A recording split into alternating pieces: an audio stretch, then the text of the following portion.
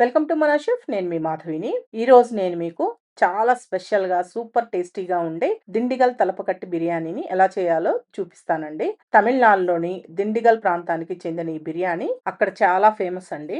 మీరు ఒక్కసారి చేసుకొని తిన్నారంటే మళ్ళీ మళ్ళీ కావాలంటారు. అంత టేస్టీగా ఉంటుంది. దీంట్లో వాడే సీరగ సాంబార్ రైస్ గానీ, అప్పటికప్పుడు చేసుకునే ఫ్రెష్ మసాలాలు గానీ, ఈ బిర్యానీకి మంచి టేస్ట్‌నిస్తాయన్నమాట. మీరు ఖచ్చితంగా ఒకసారి ట్రై చేయాల్సిన రెసిపీ అండి. ఇంకా ఆలస్యం చేయకుండా మనం వెంటనే ఈ రుచికరమైన బిర్యానీని ఎలా తయారు చేసుకోవాలో చూసేద్దాం రండి.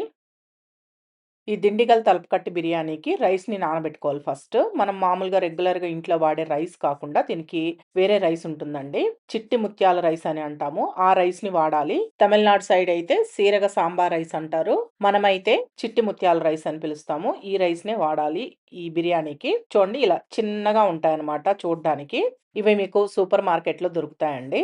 నేనిక్కడ 2 కప్పుల చిట్టి ముత్యాల రైస్‌ని తీసుకొని తగినన్ని నీళ్లు పోసి ఒక 2, 3 సార్లు నీట్‌గా కడిగాను. కడిగిన తర్వాత ఈ రైస్ మునిగేంత వరకు నీళ్లు పోసి ఒక అరగంట నానబెట్టుకోవాలి రైస్‌ని. మనం అన్నం వండుకునేటప్పుడు ఒక అరగంట మామూలు రైస్‌ని ఎలా అయితే నానబెట్టుకుంటామో అదే విధంగా ఒక అరగంట నానబెట్టుకోండి.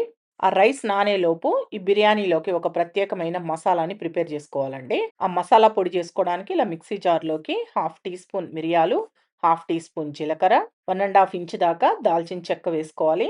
అలాగే ఒక బిర్యానీ ఆకుని ఇలా తుంచుకొని వేసుకోండి. దీంట్లోనే జాపత్రి హాఫ్ వరకు వేసుకుంటున్నాను. అంటే జాపత్రి మొత్తం వేసుకోకుండా సగం వరకు వేసుకున్నాను. అలాగే లవంగాలు 6 లేదా 7 దాకా వేసుకోండి. యాలకులు 3 వేస్తున్నాను. అలాగే బ్లాక్ స్టోన్ ఫ్లవర్ దీన్నే రాతి పువ్వు అని గూడా అంటారు. ఇది కొద్దిగా వేసుకోవాలి. అలాగే అనాస పువ్వు ఒకటి, 2 టీ స్పూన్లు ధనియాలు వేసుకుంటున్నాను. మీరు కావాలంటే దీంట్లో ఒక హాఫ్ టీ స్పూన్ సోంపు వేసుకోవాలి. సోంపు వేస్తారు. కానీ నేను సోంపు వేయడం లేదండి. సోంపు ఫ్లేవర్ ఇంట్లో ఇష్టపడరని. వీటిలన్నింటిని కలిపి నేనిక్కడ చూపించినట్లు గ్రైండ్ చేసుకొని ఏదైనా ప్లేట్‌లో వేసుకొని ఈ పొడిని పక్కన పెట్టుకోండి. ఇలా మసాలా దినుసులన్నీ మనం ఫ్రెష్‌గా చేసి వేసుకుంటాం గాబట్టి, ఈ బిర్యానీ ఫ్లేవర్ చాలా బావుంటుంది. ఇప్పుడు మళ్ళీ ఇదే మిక్సీ జార్ తీసుకొని దీంట్లో చిన్న ఉల్లిపాయలు 150 గ్రామ్స్ దాకా వేస్తున్నాను. లేదా ఒక 200 గ్రామ్స్ దాకా వేసుకోవచ్చు. ఇవి మీకు సూపర్ మార్కెట్‌లో దొరుకుతాయండి. ఒకవేళ ఇవి మీకు దొరకలేదు అనుకోండి, మామూలు ఉల్లిపాయల్ని ఒక 200 గ్రాముల దాకా తీసుకొని ముక్కలుగా కట్ చేసి వేసుకోండి. అంటే సుమారుగా మీకు మీడియం సైజ్‌వి ఒక 4 ఉల్లిపాయలొస్తాయన్నమాట. ఒకవేళ మీ దగ్గర ఈ చిన్న ఉల్లిపాయలుంటే ఇవే వాడుకోండి. అలాగే ఒక 5, 6 రెబ్బల దాకా వెల్లుల్లి రెబ్బలు వేసుకుంటున్నాను. నాకు కాస్త పెద్దగా ఉన్నాయి గాబట్టి ఒక 5, 6 వేసుకున్నానండి. కొద్దిగా చిన్నవైతే ఒక 10 దాకా వేసుకోండి. దీంట్లోనే ఒక 2 ఇంచుల అల్లాన్ని ఇలా ముక్కలుగా కట్ చేసి వేసుకోవాలి. అలాగే 7 లేదా 8 దాకా జీడిపప్పులు వేసుకోండి. ఒక చిన్న కొత్తిమీర కట్టను తీసుకొని ఇలా నీట్‌గా కడిగి వేసుకోండి. అలాగే పుదీనా గూడా ఒక గుప్పెడు పుదీనాను వేసుకోవాలి. దీంట్లోనే ఇలా కాస్త పెద్దగా ఉండి, బాగా పండిన 2 టమాటాలను తీసుకోండి. మామూలుగా అయితే పెరుగు వేసి చేస్తారండి బిర్యానీలో. నేనైతే పెరుగుకు బదులు టమాటా వేసుకుంటున్నాను. టేస్ట్ బానే ఉంటుంది ఏది వేసుకున్నా గానీ. ఈ టమాటాల్ని నేనిక్కడ చూపించినట్లు ముక్కలుగా కట్ చేసి వేసుకోవాలి. అలాగే 3 పచ్చిమిరపకాయలను కూడా ఇలా తుంచుకొని వేసుకుంటున్నాను. ఈ పచ్చిమిర్చి కొద్దిగా కారం ఎక్కువే ఉన్నాయండి. అందుకనే 3 తీసుకున్నాను. కారం తక్కువున్న పచ్చిమిర్చి అయితే ఇంకొక 2 ఎక్స్‌ట్రా వేసుకోండి మీరు. ఇప్పుడు వీటిలన్నింటిని కలిపి నేనిక్కడ చూపించినట్లు మెత్తగా గ్రైండ్ చేసి ఈ పేస్ట్‌ని పక్కన పెట్టుకోవాలి. ఇప్పుడు అడుగు మందంగా ఉన్న ఏదైనా పాన్‌ని స్టవ్ పైన పెట్టుకొని దీంట్లో 3 లేదా 4 టేబుల్ స్పూన్ల దాకా ఆయిల్ వేసుకొని, ఈ ఆయిల్ కొద్దిగా వేడెక్కిన తర్వాత దీంట్లో మనం ముందుగా గ్రైండ్ చేసి పెట్టుకున్న పేస్ట్ మొత్తాన్ని వేసుకోవాలి. ఆనియన్ పేస్ట్ ఉంది గదా! ఆ పేస్ట్ మొత్తాన్ని వేసుకొని ఫ్లేమ్‌ని మీడియం ఫ్లేమ్‌లో పెట్టి ఇలా కలుపుతూ వేయించుకోండి. మనం ఉల్లిపాయలు, టమాటా అన్నీ పచ్చివే వేసాం గదా! ఆ పచ్చి వాసన అంతా పోయి బాగా వేగాలి ఆయిల్‌లో. అలా వచ్చేంత వరకు వేయించుకోండి. మీకు అడుగంటుతుంది అనుకుంటే లో టు మీడియంలో పెట్టి బాగా వేగనివ్వండి. ఇప్పుడు చూడండి లైట్‌గా ఆయిల్ సెపరేట్ అయ్యి ఈ విధంగా వేగాలనమాట. ఇలా వేగితే టేస్ట్ బావుంటుంది మీకు. లేకపోతే ఆ పచ్చి వాసన అలానే ఉంటుంది. ఈ విధంగా వేయించుకున్న తర్వాత దీంట్లో మనం ముందుగా ప్రిపేర్ చేసి పెట్టుకున్న మసాలా పొడి ఉంది గదా! ఆ మసాలా పొడి మొత్తం వేసుకోండి. దీంట్లోనే ఒక టీ స్పూన్ సాల్ట్ వేస్తున్నాను. సరిపోకపోతే చూసుకొని మళ్ళీ వేసుకోవచ్చు. అలాగే హాఫ్ టీ స్పూన్ పసుపు, ఒక టీ స్పూన్ కారం వేస్తున్నాను. మీరు బిర్యానీ కొద్దిగా స్పైసీగా తినాలి అనుకుంటే కారం ఇంకొద్దిగా ఎక్కువ వేసుకోండి. ఆల్రెడీ నాకు పచ్చిమిర్చి కొద్దిగా కారం ఉన్నాయని నేను కారం కొద్దిగా తగ్గించి వేసుకున్నానండి. ఒక టీ స్పూన్ మాత్రమే వేశాను. ఇవన్నీ వేసిన తర్వాత 1 లేదా 2 నిమిషాల పాటు లో ఫ్లేమ్‌లోనే పెట్టి ఇలా కలుపుతూ వేయించండి. ఈ మసాలా పొడి ఇవి గూడా కొద్దిగా వేగుతాయి ఆయిల్‌లో. ఇప్పుడు ఒక నిమిషం పాటు వేయించుకున్న తర్వాత దీంట్లో చికెన్ వేసుకోవాలండి. హాఫ్ కేజీ చికెన్‌ని నీట్‌గా కడిగి వేసుకోండి.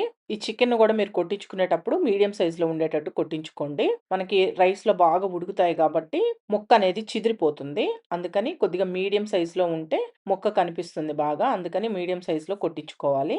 ఈ చికెన్ వేసుకున్న తర్వాత ఇలా కలుపుకుంటూ ఒక 2 నిమిషాలు వేయించుకొని మూత పెట్టేసి ఫ్లేమ్‌ని మీడియం ఫ్లేమ్‌లో పెట్టి మగ్గించండి. చికెన్ ముక్కలకి మసాలా అనేది కొద్దిగా బాగా పడుతుంది. చికెన్‌లో నుంచి నీళ్లు ఊరతాయి గదా! ఆ నీళ్లతోటే కొద్దిగా మగ్గుతుందనమాట. అందుకని మూత పెట్టి మగ్గించండి. ఇప్పుడు ఒక 4, 5 నిమిషాల తర్వాత నేను మూత తీసి చూపిస్తున్నాను చూడండి. ఆయిల్ లైట్‌గా సెపరేట్ అయ్యి, ఈ విధంగా మగ్గినట్లు అవుతుంది. ఇలా వచ్చిన తర్వాత దీంట్లో ఒక కప్పు నీళ్లు పోస్తున్నానండి. ఏ కప్పుతో అయితే మీరు రైస్ తీసుకుంటారో అదే కప్పుతోటి ఒక కప్పు నీళ్లు పోసుకోండి. నీళ్లు పోసి ఒకసారి కలిపేసి మూత పెట్టి మగ్గించండి. మీడియం ఫ్లేమ్‌లోనే పెట్టి బాగా మగ్గనివ్వండి. ఒక 10 నిమిషాలన్నా మగ్గించాలి. ఎందుకంటే చికెను సగం వరకు ఇక్కడ ఉడికిపోతుంది. మిగతాది మనం రైస్‌లో ఉడికించుకోవచ్చు. ఇప్పుడు చూడండి నేను మూత తీసి చూపిస్తున్నాను. నేను సుమారుగా ఒక 10 నిమిషాలు ఉడికించానండి లో ఫ్లేమ్‌లో పెట్టి. ఈ విధంగా ఉడుకుతుందనమాట. లైట్‌గా ఇలా ఆయిల్ సెపరేట్ అవుతుంది. ఇలా ఉడికిన తర్వాత ఇప్పుడు దీంట్లో మనం ముందుగా నానబెట్టుకున్న రైస్ ఉంది గదా! ఆ రైస్‌ని వేసుకోవాలి.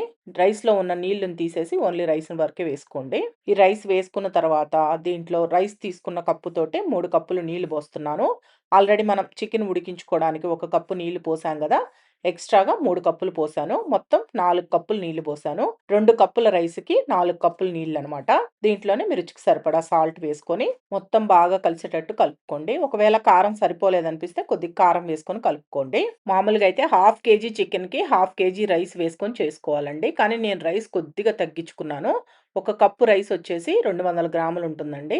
2 కప్పులు రైస్ తీసుకున్నాను గదా నేను. 400 గ్రాముల రైస్ వేశాను నేను. అంటే ఒక 100 గ్రాముల రైస్ తగ్గిచ్చానంతే. మీరు కావాలంటే హాఫ్ కేజీ రైస్‌కి హాఫ్ కేజీ చికెన్ వేసుకొని చేసుకోవచ్చు.